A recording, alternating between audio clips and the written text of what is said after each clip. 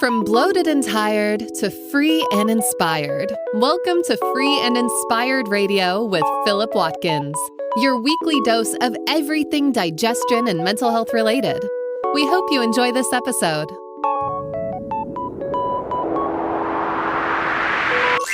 Here is your host, Philip Watkins. Yes. Hi there. Welcome to another episode of Free and Inspired Radio. I'm your host and naturopathic practitioner, Philip Watkins, and I'm grateful to have you with us today. If you're new to the show, well, the title says it all. It's all about feeling free and inspired and exploring the many different avenues you can take to get there. Whether it's deep dives on digestion and mental health solutions, or guests who offer their own stories and answers, I hope I can be the type of guide you can rely on to unlock the agency you have to reach your own mental and physical competency. Let's get started with what's coming up on today's episode. Coming up on this week's show. Welcome back in the hot seat. Thank you for your patience with me. Your host has been unwell, which is why I wasn't around last week. We're looking this week on Free and Inspired Radio. Thanks for joining us and coming back. We're looking this week at how your blood sugar levels can drastically change your mood and anxiety. Now, whilst these two things aren't often in the same conversation, I'm hoping by the end of the episode I can help you understand why treating blood sugar is such a major part of my clinical practice when it comes to mental health, and something you should really consider if you feel as if you're getting some of the symptoms we're going to talk about. So let's start off the show with a pretty crazy statistic that I don't think gets talked about enough, but maybe we're getting there. 60% of people with depression still do not seek medical help because of the social stigma around its perceived hindrance to their career or personal life. Let me repeat that. 60% of people with depression still do not seek medical help because of the social stigma around its perceived hindrance to their career or personal life. It's almost like admitting it is the problem, right? But suppose you are one of those 60%. And in that case, managing your blood sugar and exercise could be two lifestyle choices that can begin your journey towards feeling better, especially if you're not ready to see a medical practitioner and use antidepressants, for example. Today, we're going to talk about blood sugar. I added exercise in there because, look, if you get this far in the episode and you think blood sugar and exercise and that's all you hear, then great. But today, we're going to talk about some blood sugar here. So before we get into it, here is a personal responsibility disclaimer. If there comes a time when you feel like it is difficult for you to take action and the quality of your day is declining rapidly, especially when it comes to depression, then get some help, and it can be life-changing. I've seen it so often. So hey, if you're feeling like you got some courage, getting some help may change everything, and I've seen people's lives change personally and in my clinical practice once they've felt brave enough to ask for help. So hopefully you can be one of those people if you feel like you need it. Depression and anxiety, which I'm going to try and address independently as best I can in this episode, have many different causes, and those causes often overlap for both conditions, right?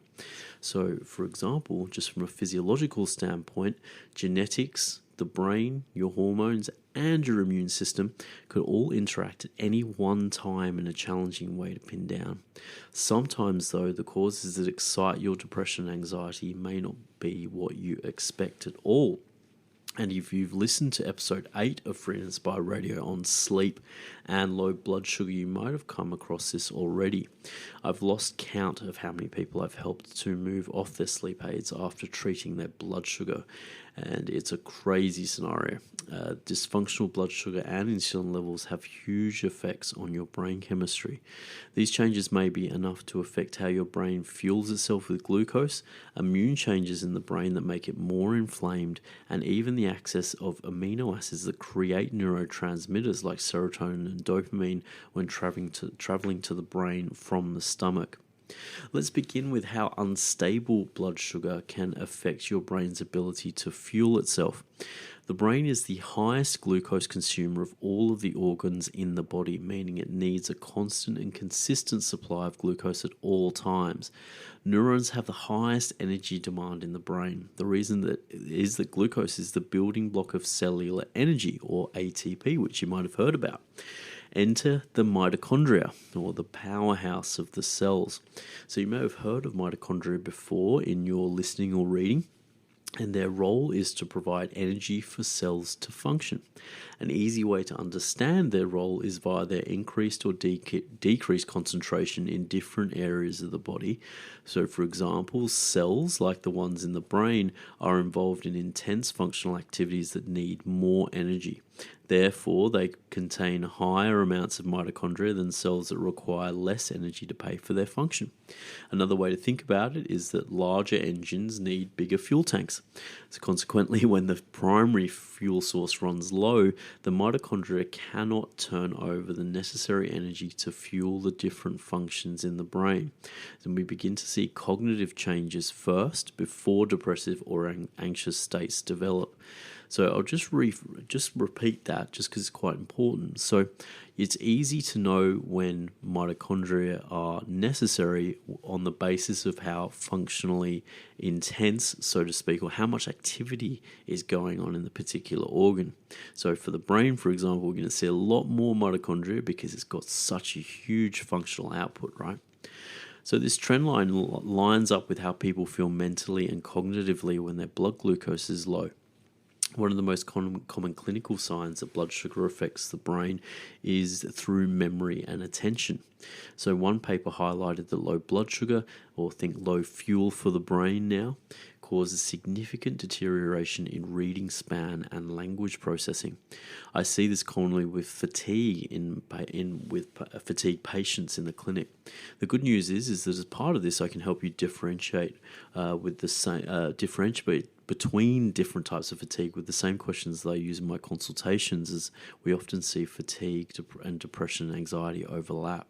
So the first question concerns physical capacity and inquires about your capacity to run 400 meters. So what do you reckon? Do you feel like you can run 400 meters? We won't judge you at the end, of course.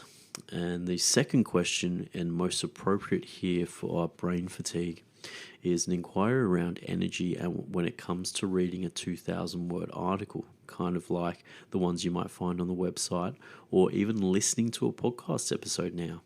So more often than not, people feel relatively confident to run 400 meters, but are not very confident when it comes to maintaining their concentration and attention mentally. And just remember, going back to that study that we mentioned, people with blood sugar issues tend to see it present in their ability to sustain a reading span. So if you're having trouble either reading a main feature in a magazine or in another way listening to a podcast, then maybe your blood sugar might be actually causing that. Whilst depression and anxiety might not be present, these signs indicate that the mitochondria in the brain may not be firing and fueling to their potential. If you get symptoms of low blood sugar at the same time, then it's a good idea to look into some change. Hypoglycemia has evidence around affecting other things aside from memory and attention.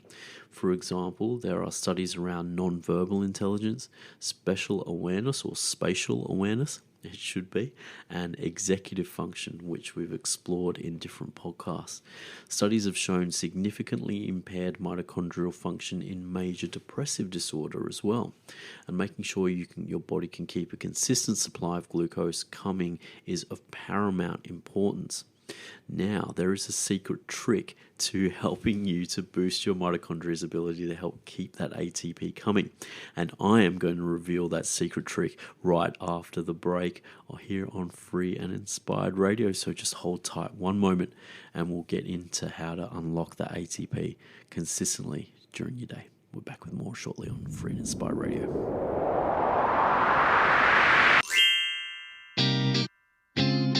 Whew, time to take a break.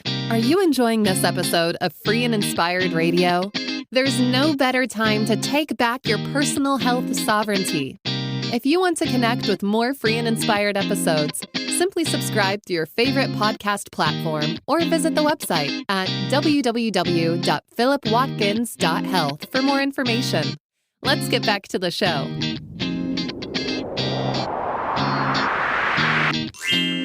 Yes, welcome back to episode 48 of Free and Inspired Radio, where this week we are looking at how blood glucose and insulin affect your brain and mental health.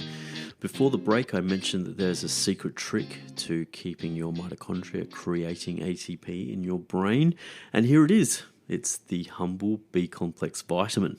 So in other episodes you might have come across, I've explained that an easy way to think about how vitamins and minerals work is to think of them as denominations of currency that pay for different transactions in the body.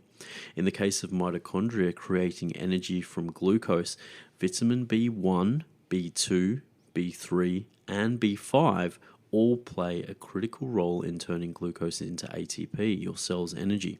That's actually a part of a process called the Krebs or citric acid cycle. So if you are experiencing some of these kind of slumps in your cognition, especially after lunch, then try picking up a methylated B complex to cover for any genetic deficits in dealing with folic acid and B12, and you might find that some of the attention and memory deficits that come with low blood sugar dissipate along with anxiety and even low mood. I've done a full episode on the 3 p.m. slump and how it happens and why, and you'll find I recommend a B vitamin in that one too. So if you missed that episode, you can revise that after this one, of course.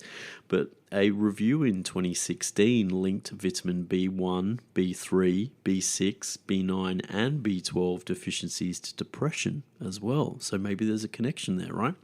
So based on this, you won't only be helping the balance between glucose and energy, but you probably are going to also have a therapeutic effect on your mood as well. So the B vitamins, who would have thought a secret trick to unlocking the mitochondria there, just by making sure you've got the right building blocks to build things. Having the right building blocks, as I said, to build neurotransmitters is vital for depression and anxiety as well. And unstable blood sugar and insulin resistance have a critical influence in this. Disordered blood sugar affects another pathway for the brain to access vital resources, and that's getting access to amino acids from protein that helps to create necessary brain chemicals such as serotonin and dopamine. Evidence suggests that insulin resistance plays a significant role in major depressive disorder. In fact, people with type 2 diabetes are twice as likely to suffer from depression. This higher risk is largely down to insulin's influence on the serotonergic system in the brain, which controls emotional behavior. And if you've ever seen someone who gets hangry, or a combination of hungry and angry, then you can understand how emotional things can get when blood sugar isn't going your way. But it goes both ways. Studies going back almost 20 years have shown that people with depression develop insulin resistance, which in turn corrects itself when the depression does. So we've got a bit of a chicken and egg situation here, don't we? If you're new to insulin resistance, let's define it first. Insulin resistance occurs when an impaired response to glucose makes insulin less active and sensitive to glucose levels in the blood. This inadequate response to glucose means the body can have trouble depositing and transporting glucose correctly, leading to various cardiovascular and metabolic changes over time. For context, insulin resistance precedes type 2 diabetes by 10 to 15 years. So if you have someone who's coming up with different levels in their blood, for example, if you're in your late 30s or early 40s especially, and you're starting to see changes in your blood when it comes to insulin and glucose, then you're probably about 10 to 15 years away from type 2 diabetes, which is crazy.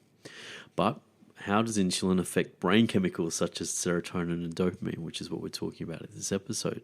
In order to help, let's look at tryptophan. So the amino acid that creates serotonin is actually called a large neutral amino acid, or LNAA. There are around 4 or 5 other LNAAs, or large neutral amino acids, such as leucine, which you might have heard of if you love the gym, histidine, which produces histamine and methionine, And you don't really need to know too much more about these LNAs, but what you do need to know is that the particular types of amino acids that we've listed, like leucine, for example, compete when it comes to transport to the brain. So insulin helps to get more tryptophan across the blood-brain barrier as a priority for serotonin production as one of its functions. So let me repeat that. Insulin, as one of its functions, helps to get more tryptophan across the blood-brain barrier as a priority for serotonin production. Suppose, though, that in the case of insulin resistance, insulin isn't effective enough at making things happen, and tryptophan no longer has priority seating on the bus into the brain. This lower level of tryptophan in the brain means lower amounts of the critical building blocks for serotonin are available, and in turn presents insulin resistance's contribution to poor mood. It stops tryptophan getting on the bus to the brain. Insulin's influence not only causes lower levels of serotonin that we see in depression, or has been associated with depression, we can also see tryptophan get shunted over to another pathway that can lead to neuroinflammation, leading to more depression and anxiety. Animal studies have shown that insulin resistance, localized explicitly in the brain, can affect dopamine turnover, making depression and anxiety symptoms worse. Unfortunately, in the case of anxiety, it seems, as we saw in depression a little earlier, that it could be a two-way street. It seems that not only does insulin resistance and impaired glucose balance cause changes in brain chemistry, but the associated stress with this change can rebound back and make the insulin resistance worse. This two-way effect between stress, depression, and anxiety and insulin resistance is one of the critical reasons blood sugar issues seem to be a rate-limiting factor in helping mental health situations such as depression and anxiety. Interestingly, recent, more cutting-edge studies suggest that balancing the bacterial environment in the gut, commonly known as the microbiota, may be the avenue to help with insulin resistance. So, hey, if you're a fan of the show, you're a fan of the gut-brain connection, here we go. Insulin resistance and the gut-brain connection, right? Cool stuff. So you've been listening to this and you're thinking, wow, maybe this is something that I haven't dealt with. So what are the signs and symptoms of insulin resistance and hypoglycemia or low blood sugar? So here are the signs of hypoglycemia first. Hypoglycemic symptoms in the brain directly related to low blood glucose in the central nervous system are behavioral changes, fatigue and confusion. Physical symptoms can be tremors, heart palpitations, hunger and sweating. Some more subjective symptoms can be no appetite in the morning, energy after meals, so as in you've had low energy before the meal, so then your energy goes up. The 3 p.m. crash and difficulty staying asleep during the night, and we touched on that earlier. Hypoglycemia is a huge cause of insomnia, or at least waking up a lot. Can't say that enough. You'll probably get sick of me saying it, but maybe you might be able to help someone who's having trouble. So moving on to insulin resistance, typical characteristics of insulin resistance are weight gain and sugar cravings. More subjective symptoms can be waking up feeling unrefreshed. How many people do you know or doing that, or maybe you are? Difficulty falling asleep, crashing after lunch, and needing stimulants after lunch. So a critical difference between those with hypoglycemia and insulin resistance is how people respond to eating, and you may have heard it already. People with hypoglycemia will have better energy after meals, and those with insulin resistance will have fatigue after meals. So I'll just repeat that. People with hypoglycemia will have better energy after meals and they'll feel revived. And those with insulin resistance will have fatigue after meals. Now, in the clinic, I often see these experiences occurring with the same person, but interchangeably. You will find, though, that there'll be a more prominent theme if you kind of zoom out and look at the frequency over time. So what do you think? There are many different origin stories of depression and anxiety. Each of these overlap, and often you might need some help to deconstruct what's what. Still, In the case of unbalanced blood sugar in your brain, precisely the quality of your daily mood and stress symptoms, it can often be overlooked, and blood sugar may hold the key to what you've been looking for to get things on track, especially if you've tried other things that haven't worked.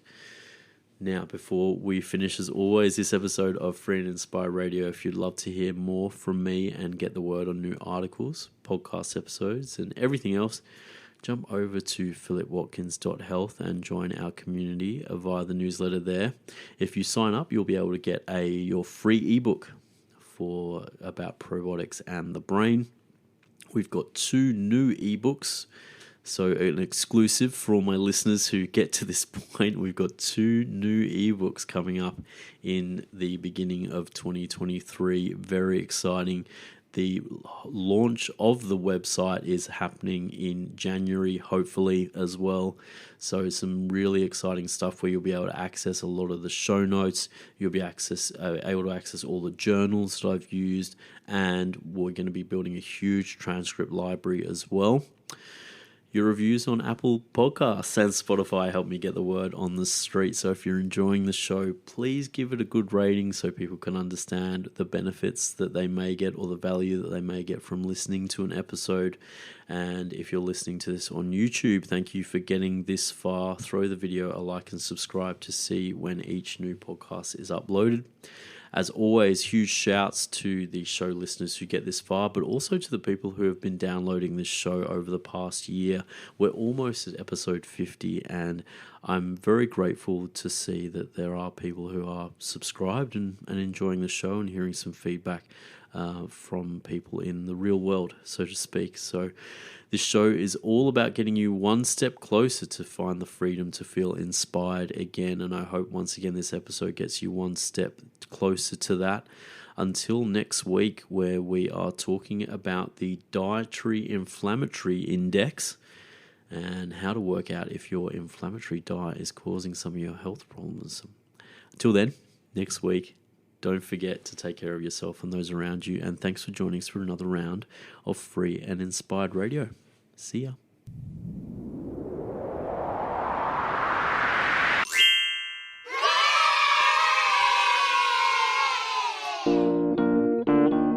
Oh my gosh, you made it to the end. This show is all about you, and we hope you finished this episode feeling one step closer to feeling free and inspired. We'll be back next week, but if you want to know more about Philip, please catch a digital flight to www.philipwatkins.health for further details about how we might be able to help. In the meantime, have a great morning, afternoon, or evening, and we'll see you for another episode next week.